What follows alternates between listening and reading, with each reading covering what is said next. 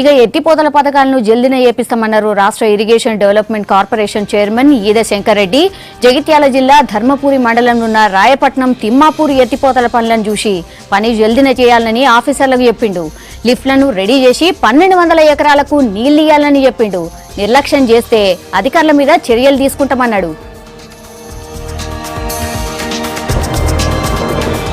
Board meeting నిర్ణయంలో భాగంగా ఫిజికల్గా వర్క్ ఏంటి, ఇక్కడ ఏం జరుగుతుందని చెప్పి చూడడానికి నేను రావడం జరిగింది. ఫార్మర్కి నీళ్ళు ఇవ్వాలనేటువంటి, ఎందుకంటే కేసీఆర్ గారి యొక్క ఆలోచన మరి 1 కోటి ఎకరాలకు నీళ్ళు ఇవ్వాలనేది ఉద్యమంలో ఆ రోజు మేము ఎన్నికల మేనిఫెస్టోలో పెట్టడం జరిగింది. దాంట్లో భాగంగా ఇవన్నిటిని కూడా క్రోడీకరించుకొని డెఫినెట్గా ఆనాడు ఎన్నికల్లో ఇచ్చినటువంటి మాటలో భాగంగా ఈరోజు హరీష్ రావు గారి యొక్క స్పీడ్ అనుకోండి వర్క్, తర్వాత ముఖ్యమంత్రి గారి ఆలోచన, వారి ఆలోచనకు తగ్గట్టుగా మరి రైతులకు నీళ్ళు అందియాలనేటువంటి దాంతో ఈరోజు నేను పర్సనల్గా ఇవన్నిటిని కూడా చూసి ఇన్స్పెక్ట్ చేయడం జరుగుతుంది. ఆఫీసర్స్ నిర్లక్ష్యం కూడా ఉంది, లేకపోలేదు.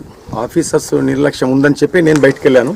ఇదేందో చూసిన తర్వాత దీని మీద మరి ఏం యాక్షన్ తీసుకోవాలనేది చెప్పి దీని మీద నిర్ణయం తీసుకొని తప్పకుండా ఎక్కడైతే నెగ్లెక్ట్ చేస్తారో, లేకపోతే ప్రభుత్వ అధికారి ఏ పని అయితే తన డ్యూటీ తను చేయాల్సినటువంటి సందర్భంలో చేయలేదో వాళ్ళ మీద తప్పకుండా యాక్షన్ తీసుకోవడం జరుగుతుంది.